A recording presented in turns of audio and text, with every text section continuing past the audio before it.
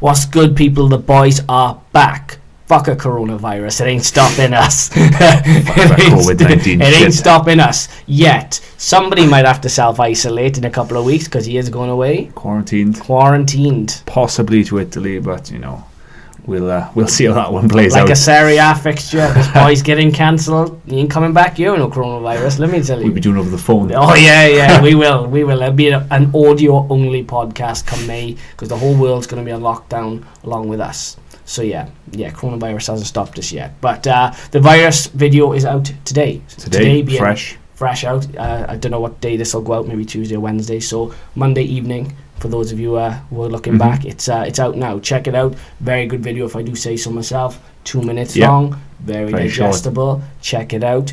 Obviously, my boys got some good work as well. The Brazil top 10 video is a banger. Make sure you go and check that out as well. Amongst all the transfer videos, bro, they're good videos. The numbers don't lie. The numbers ain't lying. They don't tell the truth. But anyway, we're here to talk business. Indeed. We're going to start off with the Premier League Hall of Fame. Now, it's a very sort of American approach. It is, yeah. Yeah, I was surprised to hear this, but not in a bad way. I like the idea of it. I kind of thought, I like that. And it kind of prompted me to think, I don't know why they haven't done something like that sooner. It's strange, isn't it? They do like their little quirky things like the Premier League 100 Club, you know, the little documentaries and stuff where they got things like that, but nothing official.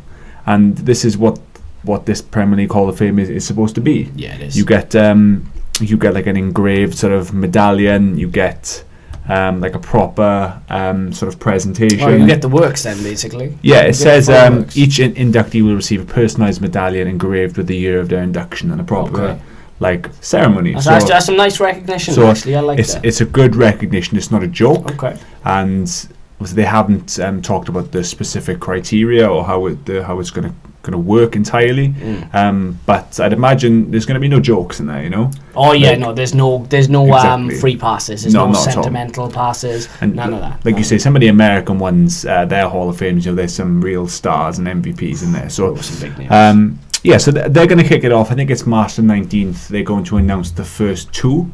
Okay. They haven't specifically said it will be the first two that they thought of, or the best two, or you know, they've just said two. Yeah, two. So I'm going to assume that you'd like to think that the first two would be two greats, like at the top of the list. I mean, if the first two aren't two iconic picks, I think the whole thing kind of loses a bit of it should be two players where we all kind of go, okay, yeah, fair enough. Is this players and managers, or just players from now? I think it is. But the only set of criteria is that they must be retired. Yeah. Now this is where it gets interesting. Because the only thing I said about that is retired from the Premier League or retired altogether, because you've got someone like a Rooney, or who is obviously not going to play Premier League football again. Not that I'm saying he should be in the first two, but like, I know what you could he go into it because he's driving the Premier League, or did he need to be totally retired? He's still active, so to speak. I'm sure that'll get cleared up. And the only other thing worth noting is they are only going to be recognised for their Premier League tenure only. Oh, okay. So someone like a Gareth Bale, everything he's done at Madrid, it's out the window. And so that's the only. That's fair. That's fair. And obviously the Premier League's induction was 1992, so they're going to be looking back then. So interesting. The first two, we haven't spoken about this, right? We purposely didn't speak about this, so we speak about it now. On the fly today, when we kind of spoke about what we're going to discuss, I said maybe we should discuss the Hall of Fame. We were like, yeah, cool, we'll do that. And we're just going to do it now. So freestyle. So I'll give my first pick. Okay. And then maybe you give yours. I think our picks might actually be remarkably similar. Okay. Generally, I like to think we think along the same wavelength. Okay. While we're here, just to stop you there, the people at home, let us know as well. We want your opinion too. So if you agree with me, you agree with Becky, you disagree with us both, comments below, let us know. So what we're actually going to do, we're going to give our top two that they're going to be announced on March the 19th. We're going to say who we think the top two would be. And then just for fun, we're probably just going to expand to a top five. Yeah, just announce another three. I'm comfortable with that, yeah. And obviously you give your top five as well. This will obviously open huge debate, because I've had a little think about this, and I spoke about it in work with one or two people, and I'll say a name or two or three names, and then someone will say two or three names, and I'll go, oh god, yeah, Didn't think of that. I didn't think of those. There's so many quality players over the years. So Oh, bro, put your so top many 2 choices. and then your top 5 in the comment section. Yeah. So I'm going to open Okay. my number 1 pick, who I think should be in the top 2, is Alan Shearer. Okay, now that, do you know what, right? He would have been in my top 2, so I'm going to agree with you on that. He And has to be, yeah. I think if you are the Premier League's all-time top goal scorer, and he has won a Premier League trophy, I was going to get to that. Yeah. Do you have to win a Premier League trophy Well, to be in the Hall of Fame? they haven't specified, and so the criteria can change the individual, right? So you could be someone that's picking based on their honours, Yeah. but then if you're going to do that, there's got to be a bit of balance, because someone like an Anderson who won like 4 or 5 Premier League trophies, it's obviously not Didn't deserving. Luke Chadwick win a trophy Yeah, as well, and pretty much? You got, Yeah. you got. There's a lot of like a successful period of Manchester United. Saw players like Fabio, John O'Shea won a lot. Anderson. Like, are they good enough to be in the Premier League Hall of Fame? No, are they nowhere near. Nah. So you can't just go on what they've won. So Stevie G can go into it. Potentially, I would have. I mean, just for the record, I'd have him. In there Yeah, at he some wouldn't be in my point. top 2. No, he my top wouldn't. He 5. probably wouldn't be in my top 5, but I would. He Yeah. would definitely go in at some point. But just to clarify, Alan Shearer, he is the Premier League's all-time top goal scorer by a distance. Still, Yeah. was an absolute weapon. He has won He is. won a Premier League trophy. He's a good analyst as well. Yeah. Absolutely. So I think he's got to be in there. That's I my did. number 1. I don't disagree. I completely agree. I was actually going to say Alan Shearer. Okay. Would you like my second pick? Yeah, go on then. Let's see if I agree with that one. This is where it gets interesting now. This might be slightly controversial to some, because he does have a past outside of football, which Okay. doesn't necessarily correlate with his footballing career. But I would say Ryan Giggs. Ryan Giggs, yeah. Were you going to was say my that as second well? as yeah. Shut up! Yeah, You it going to was, say that? Yeah. This I is not knew we were on the scripted. same wavelength. It's not I scripted wasn't at all. scripted either. Yeah, we promise you that. That's mad, because we generally didn't script that either, which is crazy. And before you give your reasons, so I'm not just agreeing with you. I'm going to say why I think that's a We great agree on shout. that, yeah. He is the most decorated player Exactly in right. the Premier League era. But so this is where sort of the debate comes in. Yes, he won a lot of trophies, but he's not like your Anderson, whereas he was just Giggs is iconic as yeah. well. He's iconic. He in his prime, which lasted quite a long time. He was incredible. He was unplayable. Yeah. Lightning quick. He's got, I think it's the all-time assist record in the Premier League by a distance. I haven't checked, but I assume he's definitely up there. He's top of the assist chart in the Premier League by a good chunk. Am I thinking Cesc Fabregas is on that list? I think he's Is he second. second? Yeah. That's who I was thinking might have been first. But I won't get up with it, Yeah, but he's quite clear of that. He's obviously well over the 100 club. He's won, I think it's 13 titles among many no one's others. ever going to beat that.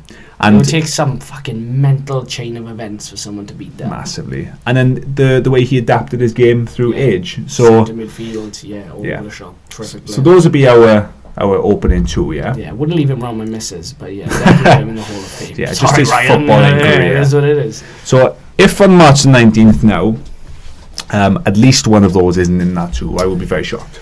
Okay, so hypothetically then, just going back to that two-man list, if one of those two isn't in it, who would be a respectable candidate to not have it in, which leads nicely into us expanding on our other three. So the other three, which could form potentially a top five, would you be comfortable with one of them replacing Giggs out of your top five? Yes, but I suppose another question is, do they replace Giggs or Shearer though? You can't replace Shearer. Shearer's not. Shearer's, you can't, no. Yeah? No. Okay, so Shearer has to be in there. So for me, somebody who I have thought of in the top five who was a phenomenal player but did also win trophies, so he ticks both boxes. Okay. Yeah. I'm going to write a name down here, right? Let's see if you get the same one as me. So don't look, right? Okay. Okay, so I'll put it here. Try to write one down as well. No, see if you can guess this one. See if you can guess this one, right? Okay. So you can't see it, right? Okay, so who are you saying? I was going to say Thierry Henry. No, I was going to say Scholesy. Okay. But do you know what? Thierry Henry was in my top five. Yeah. Because Henry is a bad boy. A real bad boy MC. Yeah, he is a fucking beast. The sort of people like my little brother's age, right, who is 12 years old, who obviously loves like players like Ronaldo, Neymar, Mbappe. The Neymar generation, that's what I call them, yeah. And he's obviously wowed by players like that. And he, unfortunately, for a few years' time, until he's a bit older, won't understand what it was like to have someone like a Thierry Henry and how good he actually was. He defined elegance. Yeah. Or I would even say he redefined elegance. He was that good. Yeah. He was that good. And like when he says to me, oh, someone's so good, and I'm like, you should have seen players like Henry and Shearer. It's a generational thing. And he's like, who are they? And I'm like, yeah. Don't fuck me off. Yeah. Like, I know you're 12, but I will thing. fucking punch you in the throat. Do you know what I mean? People say that about George Best as well. When you say about, I don't know, Lionel Messi, people go, yeah, but Pele and Maradona, and then before that, I don't even know before that. But Thierry Henry was unplayable. He won It is Premier League trophies. He got to the Champions League final. He scored 175 Premier League goals. And some of his goals, just could do everything. That Arsenal Invincible side as well. I know we did, but there's been a lot of talk about them, right? It's not easy to do what they done. I know people will say, they drew a few here or there and they never won the Champions League, and it's entirely valid. But going the season unbeaten is hard. Yeah, it's difficult. As we'll come on to later. And Henry, 100% in that top 5. Who else we looking at them? See, now this is where it.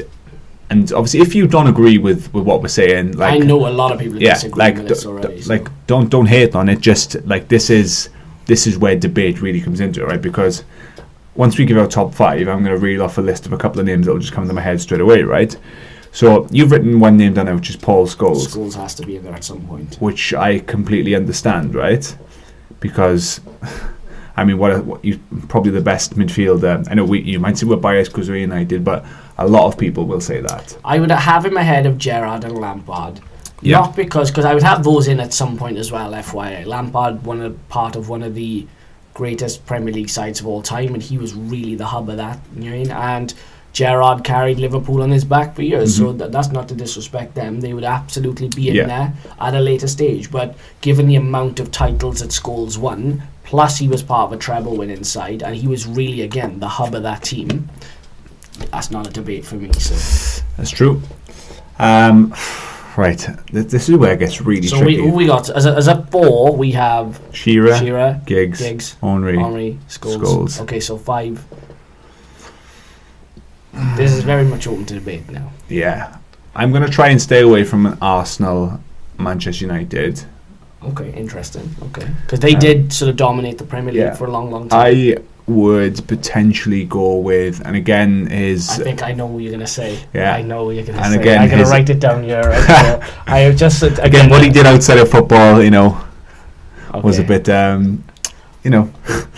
maybe are we on about different people then? I don't know. What position, Joe? Striker. No. Really? Yeah, I've gone for centre half. No. No. It's not JT, is it? I did think of JT, yeah. Do you think of JT, yeah? Well, I never. I mean, again, he'd have to go in there at some point, but I wouldn't have him in the top 5. I mean, realistically, I would have Ferdinand or Vidic over Terry. Yeah, but see, I've also got the thing and thought in the back of my mind that I don't just. It's so easy to just pick so many United players. So we've kind of like set a 5 now, right? I know what you mean. You want some sort of. I want a balance. Okay. Like it'd be so easy for me to say, okay, so it'll be Giggs, Scholes, Schmeichel, Beckham. Beck's have been there at some point as well. Yeah, iconic. He's so iconic. And Vidic, Ferdinand. Do you know what I mean? Irwin. Do you know what I mean? Andy Cole. Like it's so easy. Rooney. When I'll tell you what. The name you've seen what I put down. Yeah. If you're gonna give that 5th spot to someone based upon him coming in, having an impact, changing the culture of the Premier League, scoring goals, and again carrying a Premier League winning teams on his back, plus the Aguero moment. Yeah. Cullen gets it. He's a gunman. Yeah. I told you. I said this to you before off air. If I needed someone dead, I get Aguero. You forget about Cristiano Ronaldo. I give it to Aguero purely on the basis that he has scored. Was he 2nd or 3rd in the list? He is 3rd, I think, currently, or 3rd or 4th years. Bear in mind the amount, because he has been the focal point of that Man City side. And again, if people disagree with us, let us know. But for me, I think Aguero, given his work in the Premier League and the amount of goals he scored, and he put City right up there. For me, I think a 5th solid choice is Aguero. Okay. We've then got Ronaldo. Ronaldo would be in, but later. Bergkamp. Not ahead of Ronaldo or Roy Keane. Now, look, Roy Keane doesn't want to be in that. Roy Keane would be embarrassed to be in the Hall of Fame. Vieira, Tony Adams. Obviously Lampard, Gerrard. Again, I mean, look, they're all credible names. But if you get that, my top 5, that would be, I'd have Aguero as a 5th choice. Purely on the man has just dominated the Premier League for so long, and he's been at the forefront of everything. And obviously you've got company as well, David Silva. I would probably not have David Silva in there. You could argue he's been not far off as influential for City as... He has been very influential, but I wouldn't have him over a Beckham, I wouldn't have him over a Gerrard, and I wouldn't have him over a Lampard. So, again, depending on how long this goes on for, how many are they going to do every year? Is it a yearly thing? I don't know. They haven't elaborated anymore, but so I would go Shearer, Giggs, Scholes, Henry, and... JT in no particular order. Okay, alright, yeah, that's a very similar list. And you'd go 4 but with Aguero. I go for the same 4 but with Kun at the coming up the rear. So Kun up the rear. Yeah. So that's the top 5. Let us know everyone's opinions, because it is a very interesting debate. And over time, I can see it's going to cause some Twitter controversy. This is because I've seen names like on Twitter like Drogba, like Letitia. Like, no, do you know what I mean? Like, Letitia was good, but he never came out of his comfort zone, so I'm not picking him. Like, plays like a Drogba, do you know what I mean? Don't get me wrong, he scored some worldies, right? But then James Beattie scored some worldies as well. I put him in. People have picked like Robbie Fowler. Fowler wouldn't be far away, actually.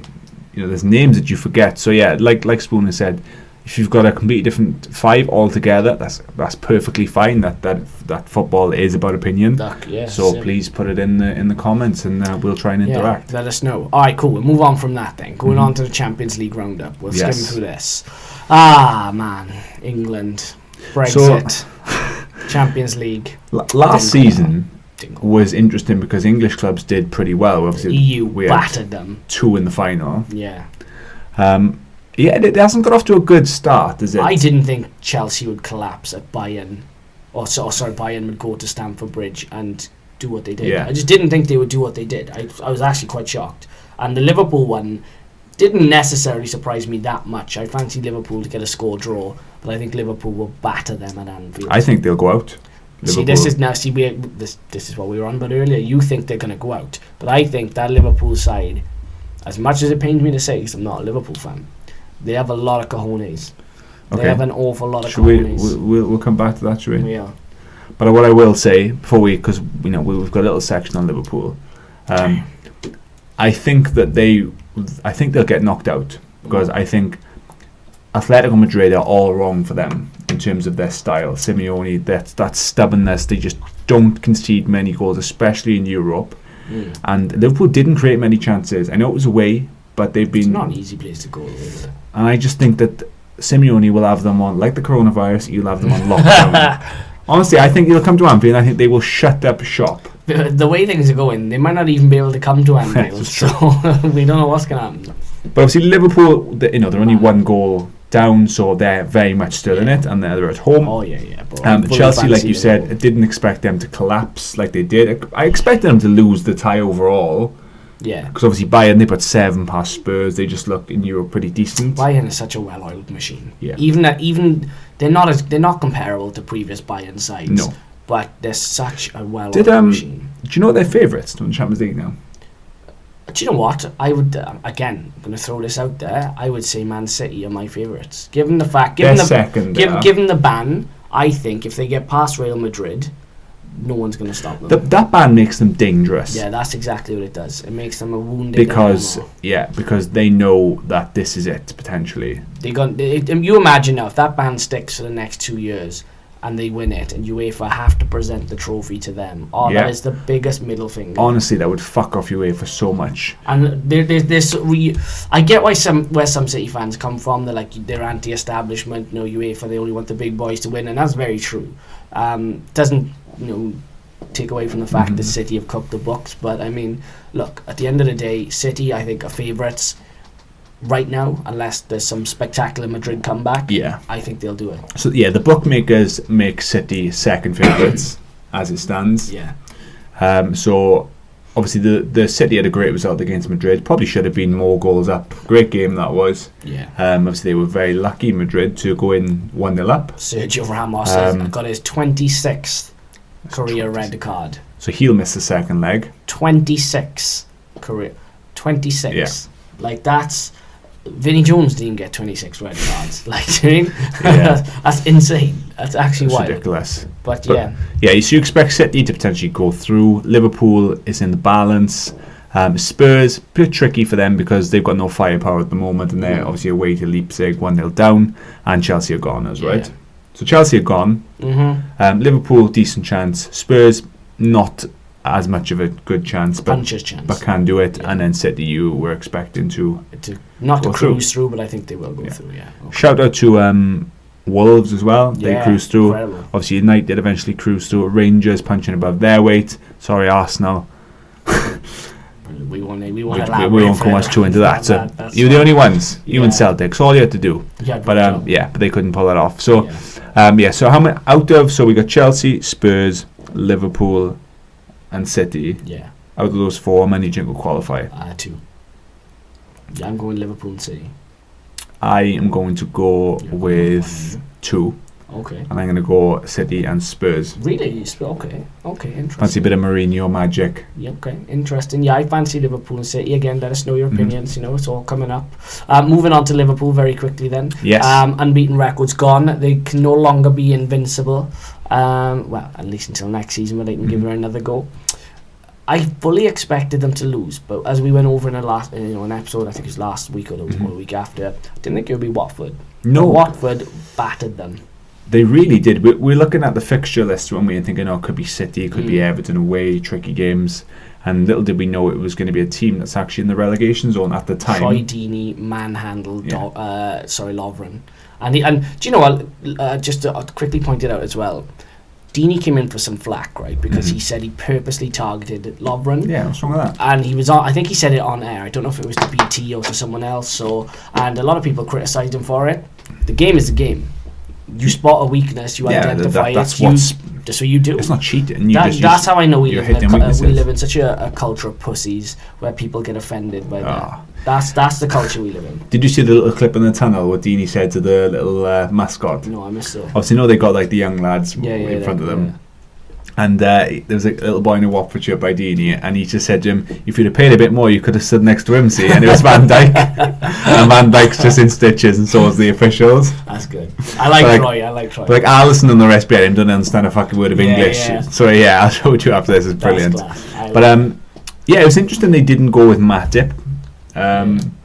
Because I don't think he was 100% fit, but him and Van Dijk have a bit of a decent... Gomez wasn't fit either, I'm assuming. No. Gomez now, again, super potential, but that issue of his fitness is and the same with Henderson. Yeah. The thing is, like, Matip, although not 100% fit, him and Van Dijk have a good record of playing together, whereas Lovren, he just doesn't. So Lovren's on thin ice at Liverpool now. Klopp was obviously just... he was on riding a wave and nothing could go wrong. He trusts his players. They'll give him back. Obviously didn't go to plan. But what I liked about the Watford victory, that it wasn't lucky, it wasn't spawny. No, it was so conclusive. They were so well beaten. Ben Foster said in one of his interviews after the match, like, how was that? And he went, I didn't do anything. Because statistically, he didn't have to do anything. He had one shot on target to face. That's all it was. So it's a mad game, bro. What I will say though, or I'll put it in a question format to you. Was it coming, that defeat, though? Yeah, I just didn't think it would be that game. But you look at some of their recent performances. They were lucky against West Ham. Yeah. Atletico, they were off the boil. Even the game before that against Norwich, they grinded at 1-0. They didn't look great. So this, for me now, this can go one of two ways. This is their sticky patch, yeah. Yeah, so... this is kind of like a two-part question. So I've said, will they bounce back or will they going to lose more? This will either be a reality check and it'll galvanise them and they'll sort of say, look guys, we were in cruise control, we thought we could just turn up to places and we would just roll everyone over. And obviously that's not completely the case. We'll go back to the drawing board and they'll come out like the Liverpool earlier on in the season. Yeah. Or do you think this could potentially be teams that have spotted bit of fatigue, couple of injuries, few chinks in the armour, And do you reckon they'll maybe lose a few more games? I think it's a bit of both. I think they'll galvanise themselves, but I think they'll win the games they need to win to prove a point. There's certain games they will slip up on, but it's not the end of the world. The title, as we know, is completely wrapped up. It's got a lovely bow on it. It says to Liverpool from whatever. Right, the Premier League is done and dusted. There's no getting away from that. But what I have noticed is that Jordan Henderson, as much as that, I haven't really praised him that much and say how highly I rate him at all. It's interesting to see how much you notice that Liverpool midfield look a bit more clueless without him there. Yeah, it's interesting then. Like, they haven't had really many injuries, Liverpool, to contend with. And they've lost their main man in midfield, Jordan Henderson, and lost a good defender in Gomez. And they've had one or two little change of injury, and they don't look... They lost their rhythm. That's what's happened. They've lost their rhythm, but I fully expect Liverpool to be A-OK. Like I said, I think Liverpool will get past Atletico. I don't know if they'll make it all the way to the final this year, but you could see a Liverpool double because the FA Cup they will prioritise. They got Chelsea now this week, haven't they, in the cup? Yeah. I think you'll see Liverpool pick up at least. We know it's going to be at least one trophy, but don't be surprised if Liverpool gets some type of double as well. So that goes nicely into my last question on Liverpool anyway, and it's. So, if they win we keep saying if because they actually haven't officially won it, but we know they've won it, right? So, with Liverpool winning the Premier League, that's one trophy. Yeah. For as unbelievably, incredibly fantastic this side has been and is currently, is one trophy, the Premier League trophy, really? I know that Liverpool fans have been chasing and they're going to love the fact they won it, but for as good as this side is in this season, is that one trophy enough to show for the Dons? I will answer that with a definitive yes. Because once they get that league title out of the way, the world is their oyster. It's the monkey on their back. But if they don't go on to defend it, right? Because obviously the Premier League is an animal like no other. I don't think they'll be too bothered. I generally don't think they'll be too concerned. I have a feeling that Liverpool will go on and defend it because I don't think anybody's really there to challenge them yet. I think Man City are going to struggle again next season potentially. There's something just isn't right there right now. Yeah. I think Liverpool, as I say, their cycle of success will be over the next 3 or 4 years. Don't get me wrong, right? They'll be over the moon to win the Premier League. Of course they will. They've how many years? 30 years. Even one league title. But I just think a side this good should win more. And they might, very well still do that. But I think if they just go to win the Premier League, I think Liverpool fans will obviously be chuffed, but they'll kind of think, this side is great, and they could have won. They could win more. I know what you mean. Yeah. Compared to other Liverpool sides in the past who have cleaned up, There'll be expectations again. Let us know your opinion, people. What do you think is going to happen? Do you think this Liverpool side can go on and dominate for the next 3, 4, 5 years? And let's say, for example, I said this last time. If City, they've obviously won one cup now. If City were to win the FA Cup and the Champions League, City fans that's your best ever season, I would say. Oh yeah, look, for City, it's not about the Premier League. It's a treble. They need a Champions League. If you want to establish yourself as a big club, you need a Champions League. I saw Nottingham Forest tweet Man City the other day that they hadn't won a Champions League, and there we are. That pretty much sums up everything that I've just said there. But yeah, we'll round it up very quickly because we'll condense it a little bit because there's a quick story with Bayern Munich. Now, don't know if you all saw it. It's all over Twitter, all over the internet. Basically, the Bayern Munich fans unfurled a banner criticising the Hoffenheim owner. Now, the referee, upon seeing this, stopped the game. Play resumed then once the banner was taken down. The fans then unfurled another banner, at which point I think the players had come back out from the tunnel. The game was stopped again, and the last 13 minutes was basically a game of one-touch football where they all passed it amongst themselves. Yeah, bizarre. Now, I don't really understand. We were discussing this previously, and if somebody else can give us some context as to why that happened, let us know. What I will say is, because Vecchi's going to fill us in on it all a bit now, she's done a little bit of research. I see players get racially abused in Italy, in Germany, in Portugal, in Spain, in England. Not once has a referee stopped a game and took people off the pitch. Yet a banner is unfurled and is criticising a very rich man. All of a sudden the game is stopped. I have no idea why that game was stopped. I don't see why the game couldn't have just gone on. So I'll provide as much context as I can on why they don't like him.